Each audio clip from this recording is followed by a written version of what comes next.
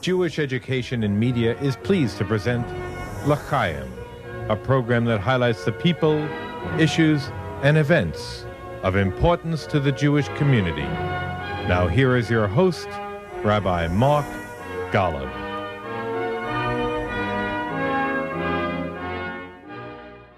In a different way.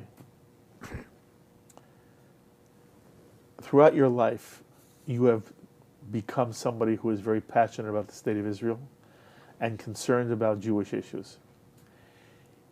It didn't start, though, when you were a young person, correct? Not especially. Okay. Do you trace it at all back to the Buchenwald experience as you now look at who you are and what you care about? Absolutely. Explain how. It solidified my mind to the effect that I didn't want to see anything remotely resembling that again, and that I would fight to the best of my ability to prevent something like that from happening. And that's one of the reasons that I feel that I'm so involved in trying to protect Israel today. Mm-hmm. What's the worst enemy confronting Israel today? What threatens Israel today? I would say that Iran, from a country point of view, is the biggest threat. But I feel that there are not enough Jews who comprehend the potential threat. I argue continuously with people, and I find it very difficult to change people's minds, and I present logic that is really, really heavy. Irrefutable. Facts. And the word hope always seems to come up. They say, you gotta hope. I say, hope is a wonderful word, but you should have something to back up, some little bit of potential that's going to coincide with hope.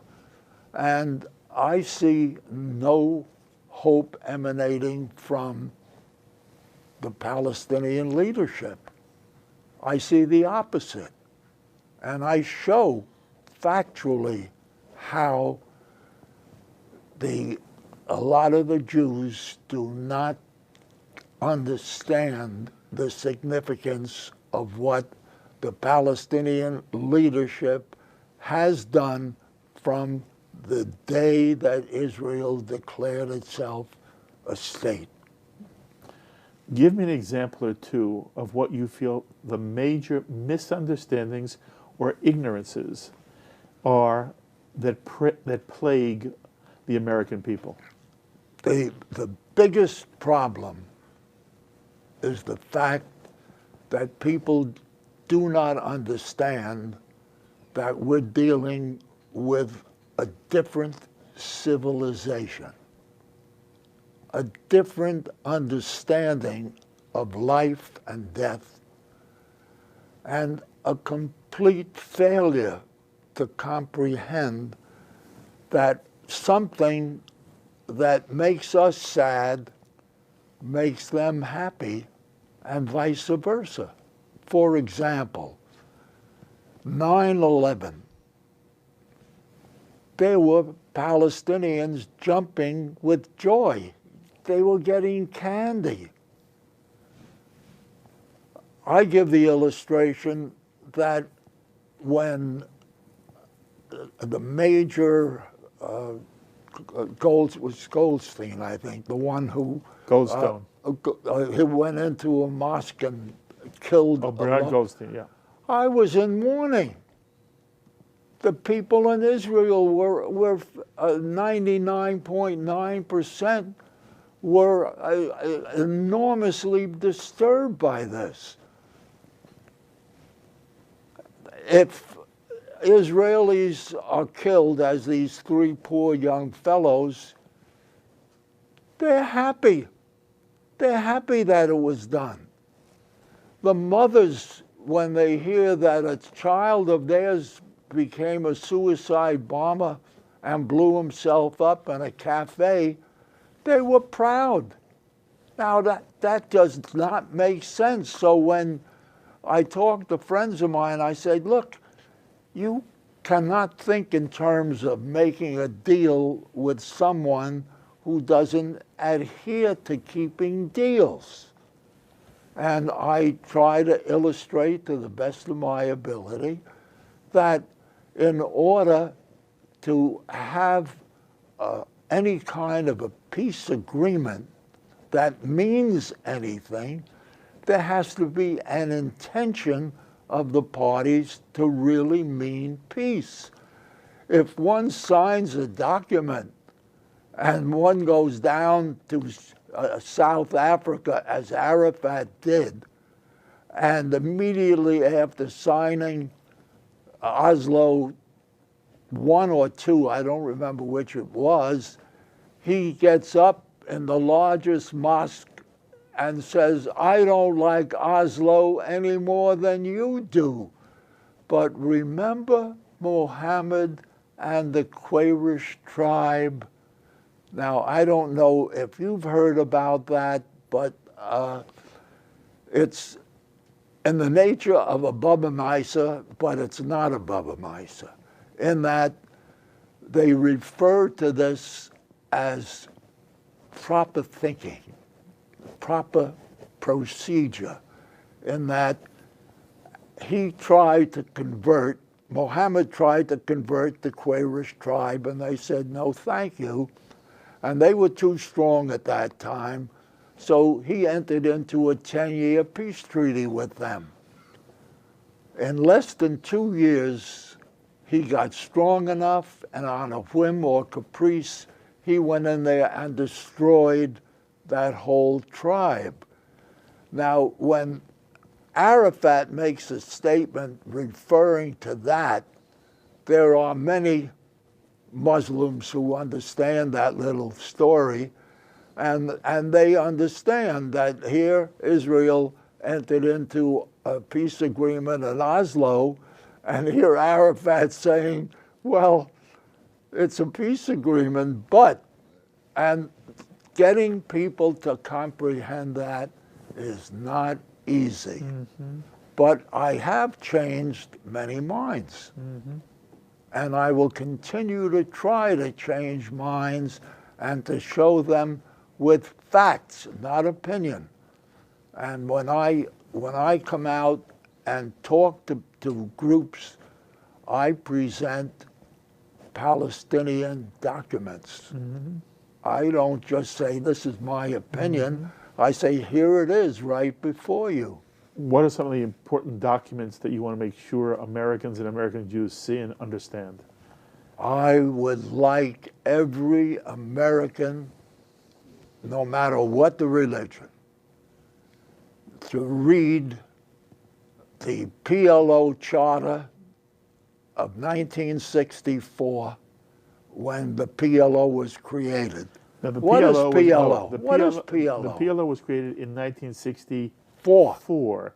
Explain the significance of that. The significance of 64 is that Israel was within her 67 borders in 64, and today, when people talk about going back to 67, I ask, show me one fact which would indicate that there has been a change in the mindset of the Palestinian leadership. One fact, and nobody can do it. Change in what area?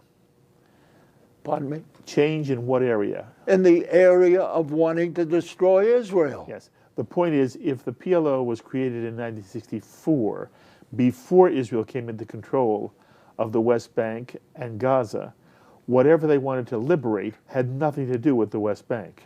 Absolutely not. As a matter of fact, in the 1964 Charter, they had Clause 24, and I make everybody read that clause when I'm talking. That clause specifically precludes Jordan's control of the West Bank and Egypt's control of Gaza from their liberation. Yes, I want to read that for our audience. This organization, this is from the Palestinian Charter of 1964. Again, it is so significant, as Bill points out, that the PLO was created before Israel was in control of the West Bank or Gaza, and the PLO has a Palestine National Charter written in 1964. Article 24 reads, "The organization does not exercise any territorial sovereignty over the West Bank, in the Hashemite Kingdom of Jordan, on the Gaza Strip, or in the Hima area. Its activities will be on the national popular level in the liberational, organizational, political, and financial fields." It is so significant that what they're saying is we are excluding any desire for the West Bank or Gaza Absolutely. as part of the PLO charter. I point that out to people, and their eyes pop out. They never realize that. And to me, that is extraordinarily significant. Mm-hmm. What do you feel the aim is, not simply of the Hamas terrorist group, but of the mainstream Palestinian Authority and Fatah and Mahmoud Abbas? I'm glad you stated it the way you did, because I try to avoid conversation pertaining to Hamas, because that is so obvious that it doesn't warrant my spending time for. I show people that they do not, the Palestinian leadership does not adhere to what they say they're going to do.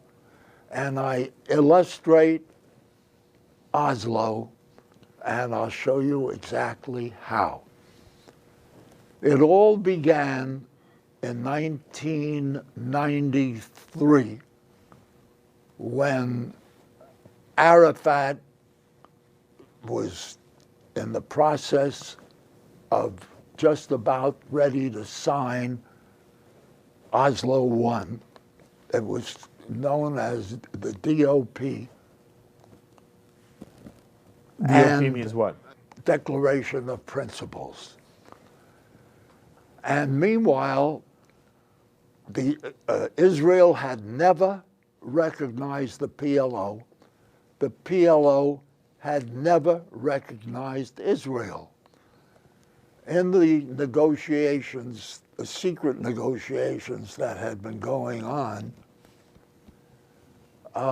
they created a letter for Arafat to send to Prime Minister Rabin. And in this letter, Arafat said things that were from the mouths and the writing of an Israeli and an American attorney, because Arafat, I don't think, could ever have written the letter that he signed. In this letter, he said the most magnificent things that Israelis had been dreaming about from the day that they declared a state. We recognize Israel as a state that is entitled to live side by side next to us in peace, and the document that we're going to sign specifically says that. And he came out with all rosy and glorious expressions of peace. And then look at the last sentence of that letter. It innocuously says that I'm going to present this letter to the Palestinian National Council for their formal approval. It goes past everybody with whom I talk until I explain the significance of it. The charter, the amended charter after Israel took over the whole area, Charter Clause 33 says that no changes can take place in this charter unless 2/3 of the members vote for such a change, which means in simple terms that every word of peace emanating from that letter didn't mean a thing unless and until the Palestinian National Council, the PNC, voted to change the charter. And I'm going to show you what I call the daisy chain of chicanery, which they used to fool the world and a lot of Israelis and the United States into thinking that they changed the charter. In Oslo II, Israel was finally beginning to somewhat waken from, this was, the DOP was signed in September of 1993. No specific meeting ever took place by the Palestinian National Council. One would think that if Arafat was going to present this letter for their formal approval, that they'd meet rather quickly. No meeting, no anything, no word mentioned in Oslo I that they had to change the charter. It was just an acceptance of Arafat's letter. Finally, Oslo II was being negotiated, and 2 years later, there was Clause 31, paragraph 9 inserted, and that clause specifically says that within 2 months from the inauguration of this document, the charter changes had to take place. That was the first time there was ever a writing other than Arafat's letter where they now really had to do something. The inauguration took place on March 7, 1996. So that meant that by May 7th, they had to do some changes in the charter. The inauguration? Pardon me? Which inauguration? The inauguration of Oslo II. Okay. That's known as the interim agreement. Correct. Finally, on April 24, 1996, the PNC met. And before they were given a resolution, the chairman of the PNC, his name was Zanoun, delivered an impassioned talk. He said, we have to do something. He was indirectly referring to Clause 31, paragraph 9. But we're not going to make it easy for the Israelis. By the way, I have an absolute recording of what happened when he delivered the speech. I have a translation of his speech into English. And he went on to say, we're going to work it so that we're going to push it forward maybe 6 months. So sure enough, the resolution was given to the members of the Palestinian National Council. And with a 33-clause charter, there were two skinny little articles of the resolution. And to show you the chicanery, Clause 1 said that we decide that we're going to amend the charter pursuant to the exchange of letters between Arafat and Prime Minister Rabin. That sounds good. Nothing specific, but it sounds good. Take a look at Article 2. It says that we're going to give this to a legal committee to redraft the charter and present it to the Palestinian Central Council. There is not one word in the charter which refers to the Palestinian Central Council, but that's what it said. That's what the resolution says. And they overwhelmingly voted for this. Meanwhile, Israel's waiting and waiting for something to happen. Nothing happens. 6 months later, the Israeli Foreign Ministry comes out with a memo saying that pursuant to 33, they made an error, by the way. They said 33-2 when it was 3 X's and a 2, 3 X's and a 1 is actually where this appeared. And they said, since nothing has happened, we feel that the leaders of the Palestinians still have the same idea of destroying Israel, and that was the October of 1996. Not a word ever came forward to change that until January 1998.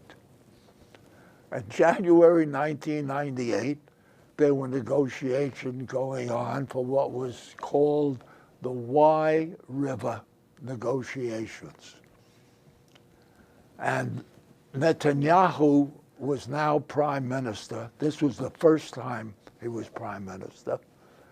And he insisted, and I say foolishly, he insisted to insert a memorandum in the Wye River Agreement to the effect that all the Palestinian ministries were to meet. The heads of all the ministers were going to reaffirm Arafat's letter to President Clinton, in which he listed specific clauses which he alleged were annulled and partially annulled by that two skinny little clause resolution. And sure enough, all of the heads of all of the ministries, almost all of them raised their arms and voted, yes, we reaffirm Arafat's letter to President Clinton. Mm-hmm. But what were they reaffirming? They were reaffirming a lie. That never happened. There is no document that could conceivably sustain what Arafat said. Arafat just said what he wanted to say, and it made it look good. And here all these ministers, these heads of ministries raised their arms. Yes, we reaffirm what Arafat said. But the PNC, the Palestinian National Council, never said it. Mm-hmm. And they've never come out with a document after that little skinny resolution of that two-clause resolution. So what was reaffirmed was a lie. Now, I ask anybody to think about that. If there is a lie and people raise their arms and reaffirm that lie, does that convert it into the truth? Mm-hmm. President Clinton thought so. Netanyahu thought so. President Clinton delivered an impassioned speech. And he said, the people in the streets of Israel, thank you for what you have done. You have finally annulled the clauses in your charter calling for Israel's destruction. And it was baloney. It could not be done by a vote reaffirming a lie. Netanyahu, unfortunately, bought it. I guess he saw all these arms going up and President Clinton there, and President Clinton giving this impassioned speech.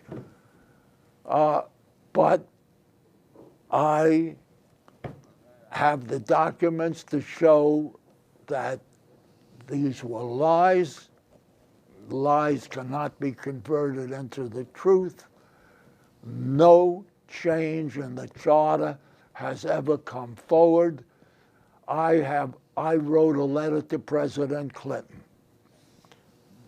President Clinton wrote a letter to the Washington Post and apologized in this letter for having signed the right to marriage law, and he said that he made a grievous error and never should have signed that law. When I saw that, I said, gee, maybe I can get him to admit that he made an error in giving that speech. So I wrote a polite letter commending him for admitting that he made an error. And I said, I'd like you to think about, and I went into a whole rigmarole of what happened. And I said, and I'll make it interesting, I'll give your fund $100,000 if the one person can come forward with a document that would sustain what Arafat said in his letter to you, a document signed and sealed by the Palestinian National Council, and I would give $100,000 to 4 charities, veterans, blinded U.S. vets, blinded Israeli vets, paraplegic U.S. and paraplegic Israeli vets, if anybody can come forward with a document. I never received a response. No one has ever come forward. I've offered money subsequently to anybody, to the first person who would come forward. Nobody has ever shown up, and I'm in the process of augmenting it to $1 million. So to really open a lot of eyes, that somebody to come forward with a document that would coincide with the specific changes in the charter as prescribed in Arafat's letter to President Clinton. Okay. That was a marvelous, marvelous exposition of the entire way in which we have to understand whether the Palestinian Liberation Organization has ever retracted its stated goal of destroying the state of Israel. I'll give you an illustration of the way at least one Palestinian leader thinks. He said, you have some nerve asking us to change our charter. Did we ever, or would we ever ask you to change your Bible? Mm-hmm. I've got to tell you one little tidbit that emanated from King Hussein, the late King Hussein of Jordan, in his description of Arafat. And he used this expression many times. He says, Arafat cannot come to a bridge which he would not double cross. That's a Muslim talking about Arafat. Perez has made the statement that he changed Arafat from a terrorist into a man of peace. Can you imagine me taking a position that I would rather hear from King Hussein than from Perez, the former president of Israel and former prime minister? I want to ask you one more question. As you look at things today, why do you feel so few people either understand what you say, or even if they hear you, they don't want to believe it, and they reject it, and they almost say, it doesn't matter, Bill. What matters is there's a Palestinian entity now that understands its future needs to be a peaceful one alongside of Israel, and that there is now within the Palestinian world a significant movement with a significant leadership that wants to make peace with Israel. What do you say? I say what I said during the first few minutes of this interview, that they have never shown one fact that would indicate that they've changed their minds or that they intend to change their minds. They have it in their minds that Israel does not belong there, and no matter how long it takes, they are going to get rid of Israel. And my question is, why don't people see it that way? The word hope enters their vocabulary. You've got to hope that there's going to be a change. Because people want peace there. A person has to be an imbecile if he would want not to have peace. I want peace as much as anybody wants peace. But I want peace where I'll have peace of mind that there is peace, not peace on a piece of paper where they'll refer to Mohammed and the Quraysh tribe, indicating what they think about a piece of paper. I understand. You're doing fabulous work on behalf of the Jewish people in the state of Israel. You've really done work your entire life. As long as I can breathe, I am going to fight to the best of my ability, and I keep on talking to groups. I'm going to be debating at Bar-Ilan University this coming fall on this very subject. With whom?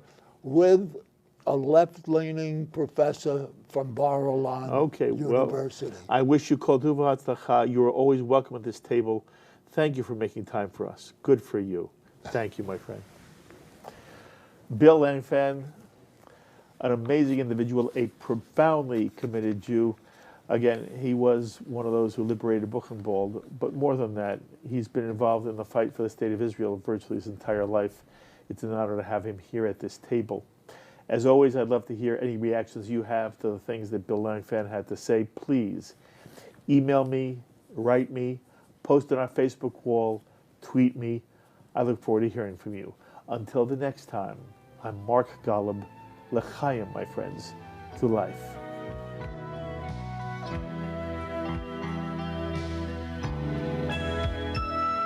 We would be pleased to send a complimentary DVD of this program to anyone who wishes to support Shalom TV with a tax-deductible gift of $36, double high or more, to the nonprofit organization Jewish Education in Media. Simply visit the Shalom TV website homepage and click on the Donate button to make a donation by PayPal or your credit card. And please indicate the program for which you would like a DVD. Or you can send your tax-deductible check made out to GEM. To GEM, Post Office Box 180, Riverdale Station, Bronx, New York, 10471. And again, please remember to indicate which program you would like to receive on DVD with our compliments. And we thank you for your kind support. L'chaim is a presentation of Jewish Education in Media.